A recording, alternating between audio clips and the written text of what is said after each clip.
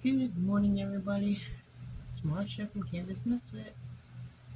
Today, I'm going to be talking to you about basil. Now, there's more than one kind of basil. In fact, I think um, I don't know how many, at least there's more than one, probably six. There's probably might even be more than that. But I'm going to talk to you about basil and let's see what we can find out about it.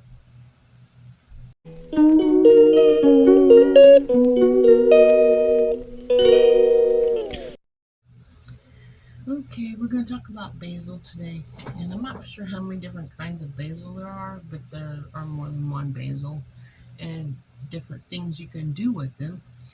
But I'm going to talk about what I've read and tried to learn and write down things that I thought was important, and I'm going to share them with you. It says basil can be planted 6 inches apart. I'm not for sure if it is the kind that likes to be really close together. They have to have some space between it. Some plants don't mind being really close together, but uh, the basil should be 6 inches apart. And you should lightly layer a screen mulch fertilizer around the plants. I'm not for sure what the screen mulch fertilizer is. If you know, please comment, but because that would help me. When I do start planting these, I want them to live and I want to do what's best for them. So if I can get some screened mulch fertilizer, that's what I will use. Let's see. The, you can use fish emulsion or manure tea. Well, my husband was saying manure tea would be like taking your cow manure that you scoop up off the ground from when they poop and save it back and add water to it and make it soupy and use that. Uh, but fish emulsion comes in a container and they both stink, so it don't matter. Um, I've used both, so we'll see if that's what the screened mulch fertilizer is, which I think that's just a liquid fertilizer. But so we'll see. It says whole plants should be harvested as flowers begin to open.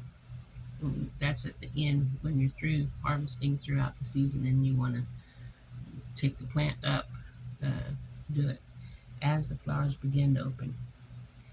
Now, the soil for growing basil needs to be fertile and evenly moist.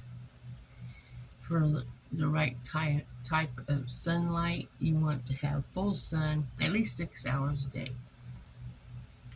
And it needs to be replanted every year. It's not one that comes back each year. So when you're through with it, pull the whole plant up out of the ground and start again next year with the next plant. You want to make sure you have enough when you're planting your basil. Make sure you have enough to last the whole year because you have to plant again each year. So you want if you're going to do a lot, you need to think how much you're going to need, and then always plant more. So 6 plants. If you're going to have pesto, you want to make sure you have at least 6 plants of herb of the basil to make pesto and tomato sauces.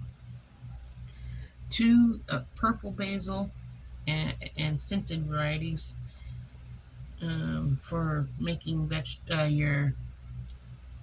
your vinegars and oils. You want 2 of them that has scents on them. And then you have 1 plant each for the lettuce leaf basil, the bigger leaves, and for summer salads and barbecues.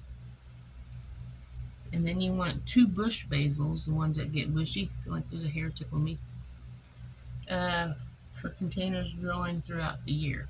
You can put those in your kitchen or wherever, your back porch, a place where you can get to them, and they're in little containers. You want to stagger your plants for continuous supply throughout the year. Like a week later, plant more, and a week later, plant more. That way, when this one's done, you still have the other ones to pick from.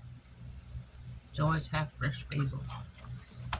says insect bites can be soothed by rubbing fresh leaves over the skin. So get some basil and rub it over your bites, and it helps soothe them so they don't itch. Wish I would have known that sooner. I would have more basil in the house. Let's see.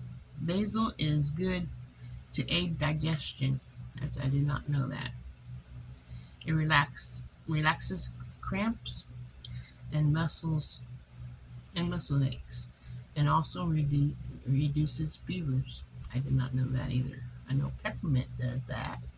Peppermint helps with aiding digestion as well. You can put a drop in your belly button. Put this is essential oil. I do essential oils as well as starting herbs now. I'm going to combine them and do all kinds of things for my family. Let's see here. It helps repel aphids as well. I did not know. So I guess if you have aphids in your garden, plant basil around that area and it helps keep them away. It says fresh basil keeps if you keep it in the refrigerator, put it in water. Fresh basil kept out of the refrigerator should be kept in water, but in the windowsill. That way it stays fresh. I did not know that either. So hopefully I'm helping somebody else learn right along with me, because that's how we do, right? We help each other. So that's what I'm trying to do. To dry basil, it says harvest clean, dry leaves. Don't wash the leaves. Tie a small bunch and hang them upside down in a warm, dry place for 2 to 4 weeks. So get your handful, that's probably big enough, turn it upside down and tie some string, some yarn or whatever around it, tight enough that they don't slip out, and then hang it and let them hang there until they're dry. Can you imagine the smell of all the different kinds of herbs you're growing that you dry, hanging them? And make your room full of these different herbs hanging. I wonder what that herb is. I forgot, until you learn what they look like. So I learned what they look like. That's probably what I'll be doing. What is that? Oh, that must be thyme. Whatever. We're talking about basil. You can spread the leaves in a single layer on a cookie sheet and put them in your oven on the lowest setting, like whatever that is, 250 or 200 maybe, on the lowest setting possible for a few days. If you want your oven running that much in the summertime, more power to you. That's one way of drying them. You can freeze the leaves, but they will blacken. You don't want, you like your leaves black. Uh, some people might, but or you can part of the plant used. Okay, part of the plant that you use for basil is the entire plant. So the roots are good to be used, the leaves and the flower, the whole plant, maybe even the stem. For culinary purposes means what you would cook with it or cook for it. And it says garlic goes good with it, onion goes with peppers and tomatoes.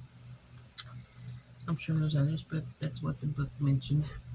Garlic, onions, peppers, and tomatoes. And a use tip for basil is add fresh basil at the end of the cooking for best flavor. Don't put it in and then bake, or don't put it in and then whatever. When you're cooking your pasta, don't mix it in the pasta. Wait until it's done and then add it fresh on top, and the flavor would taste better. And that's all I have for basil. I hope that helps somebody to enjoy learning about basil right along with me. And if you haven't grown basil before, maybe you want to now. Next year, I've grown basil before, but next year I'm going to be growing more and seeing how better I can grow it this next year. So I guess remember, God loves you and God loves me. and I love you. I'm trying to help you to learn about different kinds of herbs and many, many other things, but herbs today was basil. So I'll see you guys in the next video. Have a wonderful day. Ta-ta.